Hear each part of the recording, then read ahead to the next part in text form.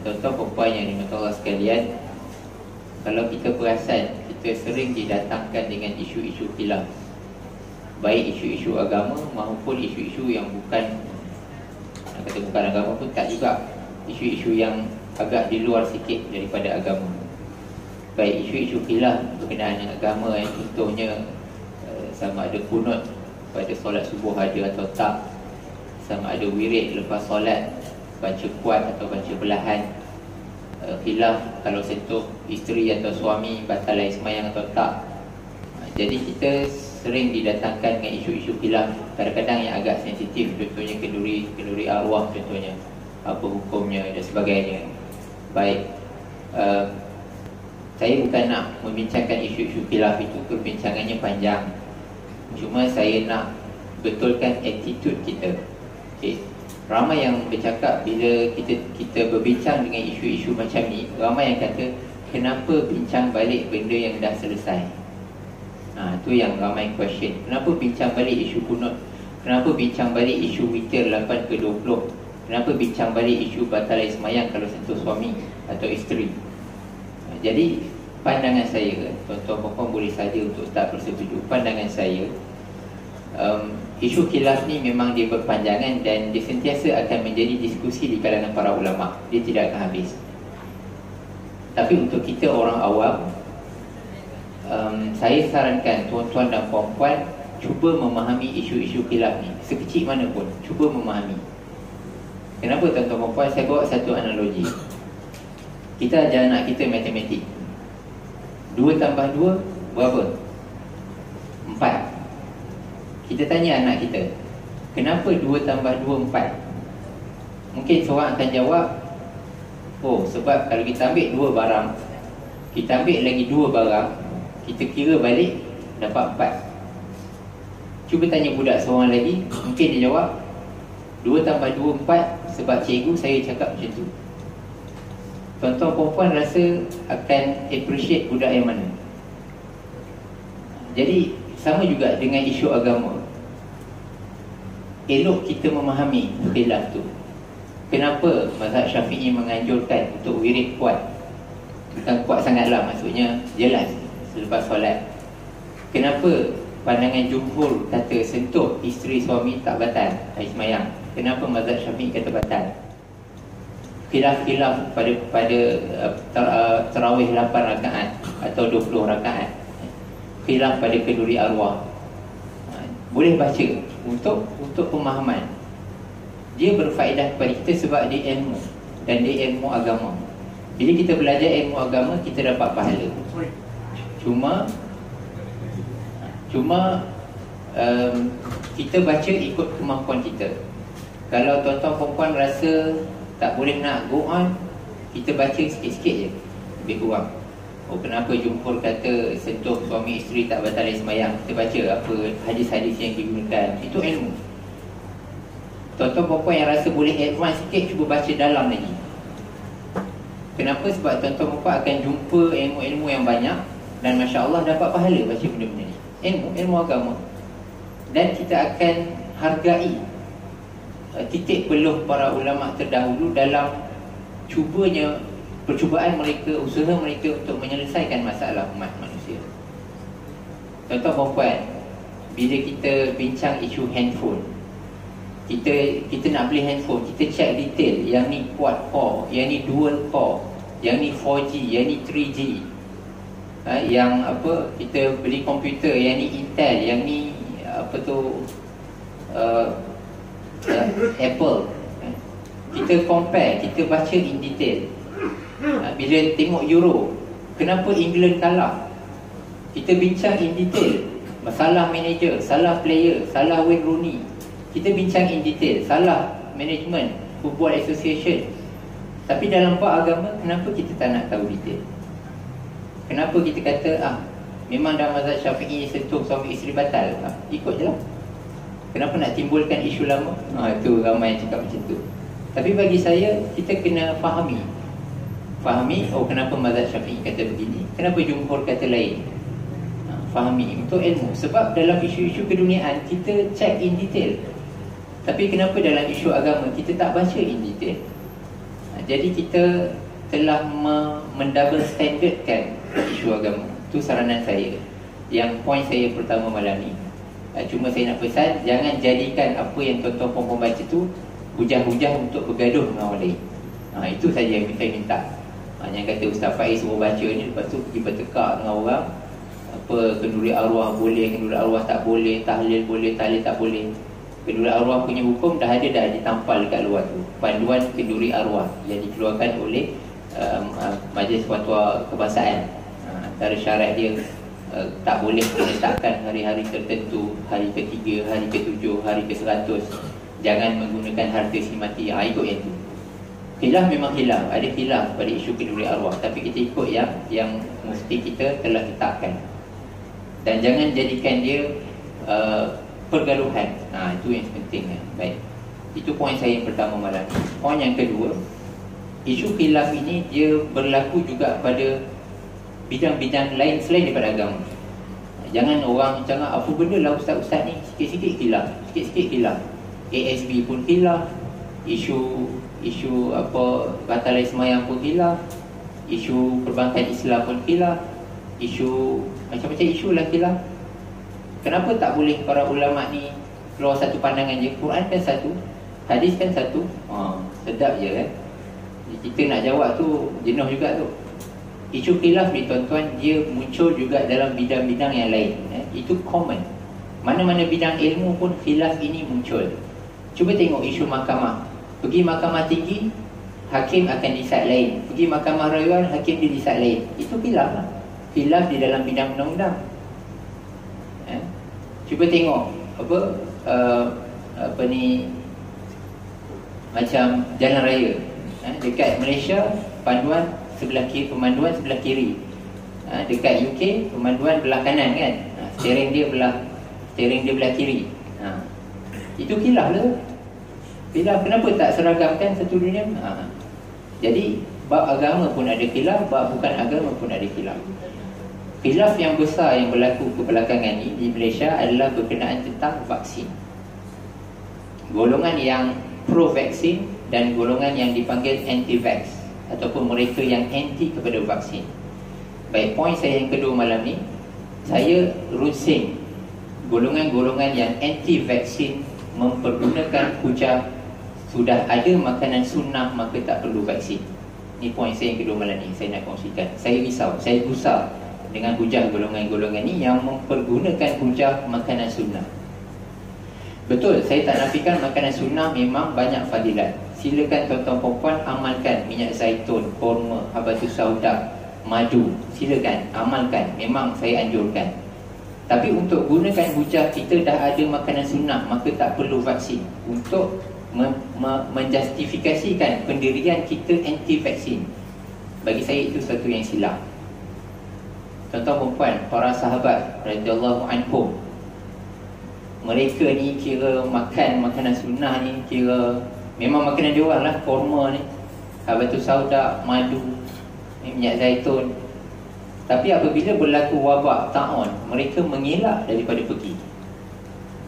Berlaku wabak ta'un, Sayyidina Umar radhiyallahu anhu perlu pergi ke negara, saya tak ingat negara mana, tapi ada wabak ta'un. Sayyidina Umar menangguhkan perjalanan beliau. Kalau kita nak kira kan, Sayyidina Umar ni makan makanan sunnah ni kira lebih lah daripada kita. Kurma tu macam makan nasi kot orang Arab ni. Tapi tidak pula menjadikan Sayyidina Umar berani pergi ke tempat yang ada wabak ta'un. Dan kita tahu hadis yang menyebut kurma ajwa, kalau makan 7 biji maka akan terpelihara daripada racun. Jadi para sahabat ni kita kira makan kurma ajwa ni bukan setakat 7 biji kot, tapi masih lagi mengelak daripada pergi ke tempat-tempat yang ada wabak penyakit. Jadi kalau kita nak katakan makanan sunnah ni, dah ada makanan sunnah maka tak perlu vaksinnya agenda Yahudi, agenda Illuminati. Ini adalah satu hujah yang saya risau. Sebab saya rasa dia memesongkan pandangan orang. Tuan-tuan puan, vaksin ni siapa yang cerita? Orang Islam juga. Cuba baca sejarah Abbasiyah dengan Uthmaniyah, orang Islam juga. Dan tuan-tuan perempuan boleh Google Sahibul Samahah, Mufti Wilayah Datuk Dr. Zulkifli Al-Bakri dah tulis panjang pasal vaksinnya. Tuan-tuan pun boleh baca sendiri. Mufti Wilayah telah gariskan fatwa-fatwa di kalangan para ulama serata dunia berkenaan tentang vaksin. Tuan-tuan pun boleh baca sendiri, saya tak nak huraikan di sini ya. Tapi antara yang kaedah fiqh yang dibawa oleh Datuk Mufti Wilayah berkenaan isu vaksinnya adalah anna adnal mafsadatain yurtakabu min ajli dafni a'lahuma idza kana la budda min muwafaqati ihdahuma. Ini kaedah fiqh. Kaedah fiqh ni macam satu prinsip lah. Mafsadah yang paling ringan di antara dua mafsadah, maksudnya kerosakan yang lebih ringan antara dua keburukan, dilakukan dengan tujuan untuk mengelakkan keburukan atau mafsadah yang lebih besar apabila tidak boleh disepakati antara salah satunya. Tuan-tuan, hujah golongan anti-vaksin, dikata anti-vaksin ni salah satu hujah dia adalah makanan sunnah lah. Kita dah ada makanan sunnah maka tak perlu vaksin. Yang ni hujah ni saya tidak hargai, saya tolak. Sebab saya rasa dia memesongkan. Sedangkan fatwa-fatwa dari seluruh dunia semuanya telah mengharuskan, malah menggalakkan vaksin. Dan antara hujah mereka adalah vaksin ni boleh memberikan kesan side effect kepada anak-anak, contohnya autism dan sebagainya. Baik, saya tak nafikan bahawa setiap perubatan ni dia mesti ada kesan sampingan. Kita makan Panadol pun mesti ada kesan sampingan. Kita makan ubat batuk mesti ada kesan sampingan. Tapi yang mana kesan yang lebih mudarat, yang mana lebih ringan, yang mana lebih, itu kaedah fiqh ni cuba bila ada dua mudarat yang dua mudarat, maka kita pilih untuk mengelak mudarat yang lebih besar. Jadi tuan-tuan puan pun dah tengok penyakit-penyakit yang timbul belakangan ni, penyakit-penyakit yang kita tak pernah dengar, penyakit-penyakit yang tidak divaksin dahulu. Tuan-tuan puan, ini isu khilaf dalam bidang perubatan, saya bukan ahlinya. Golongan pro-vaksin dipelopori oleh doktor-doktor perubatan. Golongan anti-vaksin pun dipelopori oleh doktor-doktor perubatan juga. Ini khilaf di dalam bidang ilmu perubatan. Baik, poin saya yang ketiga adalah bagaimana kita mendepani khilaf ini. Baik khilaf dalam bidang perubatan, baik khilaf dalam bidang agama. Cara kita adalah kita mestilah berakhlak, mestilah berlapang dada.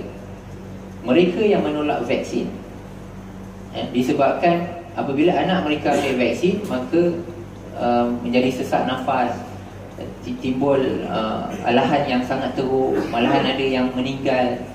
Maka golongan sebegini bagi saya tidak mengapa untuk tidak mengambil vaksin, sebab memang mudarat. Tapi untuk golongan yang besar, majoriti, mengambil vaksin tidak ada kesan sampingan yang buruk. Ada kesan sampingan sikit lah, mungkin kena kuning lah, kesan sampingan sikit-sikit. Demam, ambil vaksin je demam sikit lah, maksudnya bukan demam yang teruk, yang sampai terlalu bahaya. Itu tujuannya vaksin, untuk mengelakkan kemudaratan yang lebih besar, iaitu wabak penyakit. Jadi kesan sampingan yang kecil setakat kena cucuk demam, kuning sikit, itu kesan sampingan yang perlu dipejamkan mata, sebab untuk mengelakkan mudarat yang lebih besar. Ini yang disebut dalam kaedah fiqh. Bila ada dua mudarat, maka kita perlu mementingkan mudarat yang lebih besar ni perlu dielakkan. Berlaku mudarat yang kecil ni tak apa, terpaksa pejam mata. Nampak macam mana? Sebab kalau semua orang tidak divaksin, maka penyakit tu akan merebak. Tapi bila nak kata semua divaksin, tak boleh juga, sebab ada badan budak-budak yang menolak vaksin, yang sakit, yang nak mati pun ada. Jadi golongan yang macam ni dikecualikan. Malah golongan yang majoriti pula perlulah diambil vaksin untuk mengelakkan mudarat yang lebih besar. Itu pandangan yang saya ambil. Jadi saya, kalau ada dekat Facebook, kecoh parent-parent yang ada pengalaman anak dia demam kuat yang sangat teruk, ada anak dia yang hampir kita katakan masuk ICU disebabkan ambil vaksin, yang ada kena macam alahan yang teruk. Kita hargai apa yang berlaku pada mereka, kita simpati. Tapi menggunakan hujah itu untuk mempengaruhi parent-parent yang lain supaya jangan mengambil vaksin, tak betul. Sebab kesan tu mungkin pada anak dia sahaja. pada anak orang lain dia tak jadi macam tu. Begitu juga dengan orang-orang yang pro vaksin. Memang anak-anak dia orang ambil vaksin okey je, setakat demam sikit okey je. Tapi dia orang tak boleh pula paksa kepada parent-parent yang memang dah berpengalaman anak-anak dia ambil vaksin ni dah macam nak mati ni. Tak bolehlah dipaksakan mereka ambil vaksin. Jadi yang poin ketiga yang saya nak highlight malam ni adalah akhlak kita apabila berlaku khilaf. Kita mestilah berlapang dada. Berlapang dada bagi mereka yang pro vaksin, maka silakan. Bagi mereka yang anti vaksin, disebabkan pengalaman-pengalaman yang teruk tadi, maka silakan. Tapi kita tak boleh berlapang dada bagi mereka yang anti vaksin ni disebabkan berlopor makanan sunnah. Ini saya tak nak. Sebab makanan sunnah ni memang kita akui fadilat dia, tapi bukan itu alasan untuk tidak mengambil vaksin. Sebab hujahnya seperti mana yang saya sebutkan tadi, dan Datuk Mufti Wilayah pun dah urai secara panjang. Jadi bila mendepani khilaf, maka kita mestilah berlapang dada. Bila kita ada khilaf, contohnya khilaf terawih 8 atau 20, kita mestilah berlapang dada. Siapa yang pro 8, maka dia mestilah hormati kalau orang nak buat 20. Siapa yang pro kepada 20, mestilah menghormati mereka yang nak buat 8. Tak ada masalah. Dua-dua betul. Tarawih 8 pun betul, tarawih 20 pun betul. Sentuh isteri batal air semayang, betul. Sentuh isteri tak batal air semayang, betul juga. Itu khilaf. Tak ada masalah. Kita mestilah berlapang dada. Yang penting jangan bergaduh. Itu poin saya yang ketiga malam ni. Tapi kita kena berhati-hati supaya jangan kita berlapang dada kepada benda-benda yang ternyata mungkar. Contohnya, kita nak berlapang dada dengan ajaran-ajaran sesat. Tak boleh ya? Ada orang datang mengaku Nabi akhir zaman. Tak apa, kita ini khilaf ni, kita berlapang dada. Tak boleh. Jangan buat kerja. Geng-geng ajaran sesat ni pun bahaya juga. Dia kata dia Nabi, saya dilantik menjadi Nabi ni. Dia kata Nabi Muhammad tu Nabi akhir zaman. Dia pun bawa keluar dari Quran, iza qada amran fa inna ma yaqulu lahu kun fayakun. Kalau Allah nak lantik aku jadi Nabi, Allah boleh lantik. Guna ujar Quran tuan-tuan, jangan main-main. Nabi palsu ni, kita goyang lah. Kalau kita tak ada pemahaman agama yang betul, goyang kat kita. Diguna hujah macam tu. Jadi benda-benda macam tu kita tak boleh berlapang dada. Kalau dia mungkar, kufur, sesat, kita tak boleh berlapang dada. Kita berlapang dada pada benda yang khilaf. Maksudnya yang ni betul, yang ni pun betul. Bila ada situasi macam tu, kita berlapang dada. Banyak isu-isu antara yang rata-rata lah isu-isu yang menjadi perdebatan dalam alam maya, dalam Facebook dan sebagainya. Saya melihat sama je, isu agama pun masyarakat kita ni semuanya nak berperang dalam Facebook lah, bukan perang betul, perang dalam Facebook. Kutuk-mengutuk, caci-mencaci, isu khilaf agama, isu vaksin, anti-vaksin pun sama juga attitude orang kita. Isu-isu apa lagi yang menjadi khilaf dalam Facebook? Sentiasa saja orang kita dia punya akhlak tu tak ada, nak cemoh orang dan sebagainya. Ya.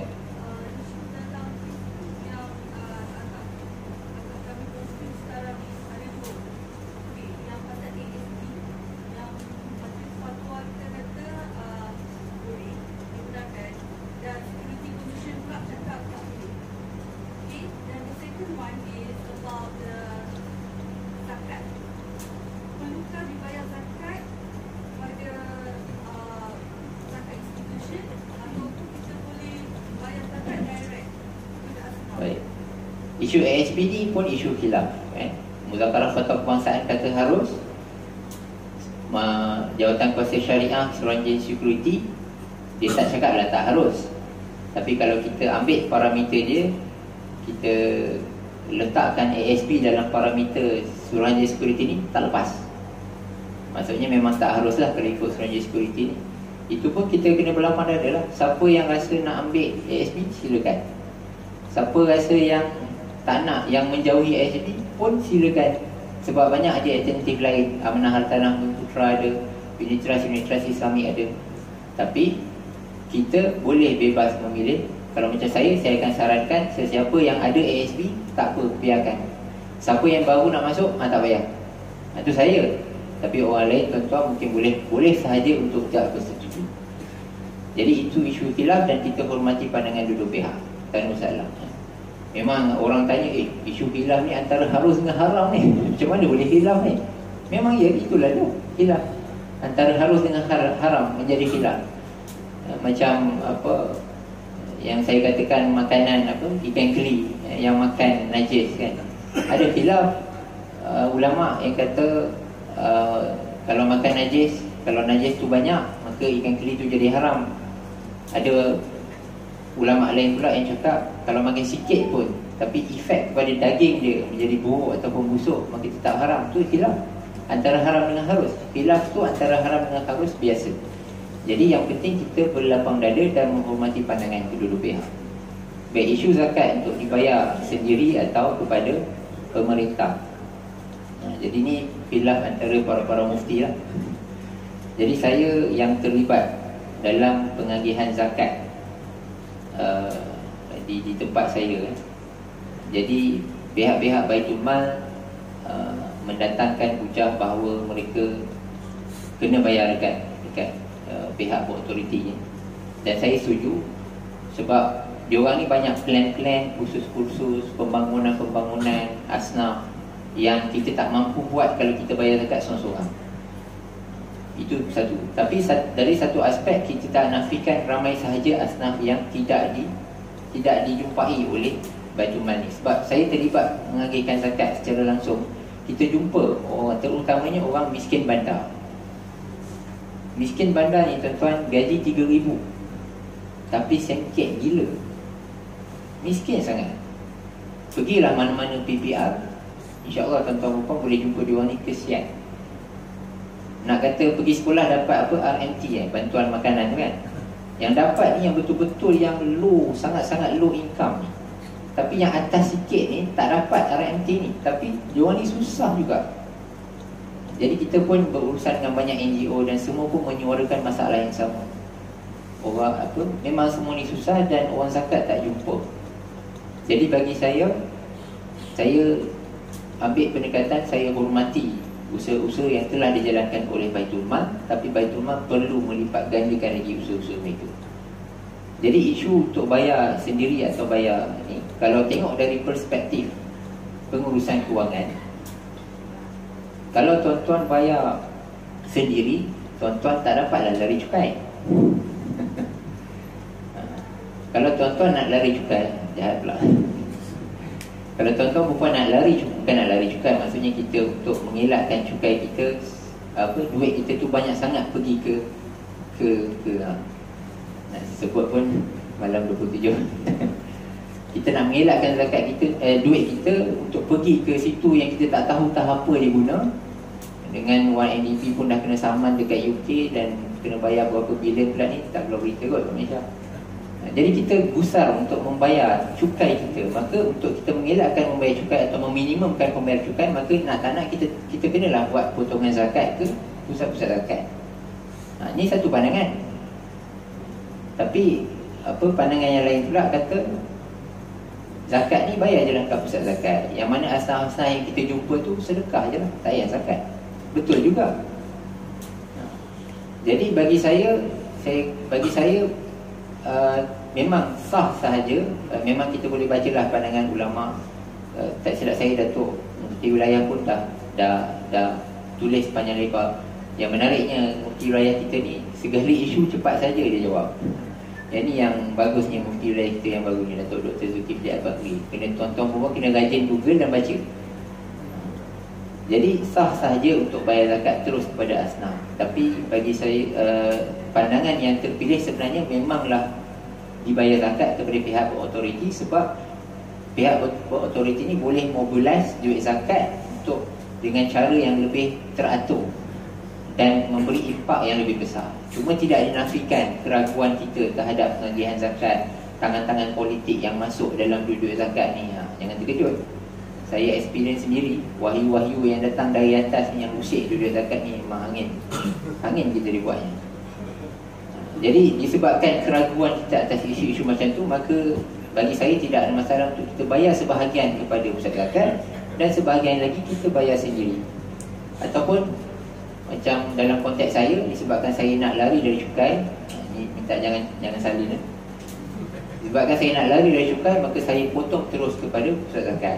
Kalau saya ada menyumpai mana-mana asnaf, saya keluarkan sedekah biasa saja. Jadi tuan-tuan puan boleh untuk memilih pendekatan yang mana-mana lah. Yang penting kita berlapang dada terhadap isu khilaf yang berlaku. Nak bayar memang betul bayar kepada pusat zakat itu yang lebih aula, yang lebih utama. Tapi kita tidak salahkan mereka yang membayar zakat direct sendiri, tak ada masalah. Jadi wallahu alam, itu saja yang saya nak sampaikan. Sebab saya nampak masyarakat kita ni bila isu-isu khilaf ni semuanya bergaduh, semuanya mati hamun, semuanya caci mencaci dalam Facebook, dalam WhatsApp. Jadi khilaf ni cara mendepani dia adalah kita kena berlapang dada, cakap baik-baik, terima hujah orang lain pun kena terima hujah kita. Akhirnya memang kita akan berbeza pandangan, tak ada masalah. Yang penting kita hargai pandangan dia hargai pandangan kita. Tapi dalam isu-isu khilaf yang betul saja, isu-isu yang kufur, mungkar, tak boleh berlapang dada. Itu minta tuan-tuan membezakan. Wabillahi taufiq wal hidayah. Aku qauli hadza wa astaghfirullahal azim li wa lakum. Wassalamualaikum warahmatullahi wabarakatuh.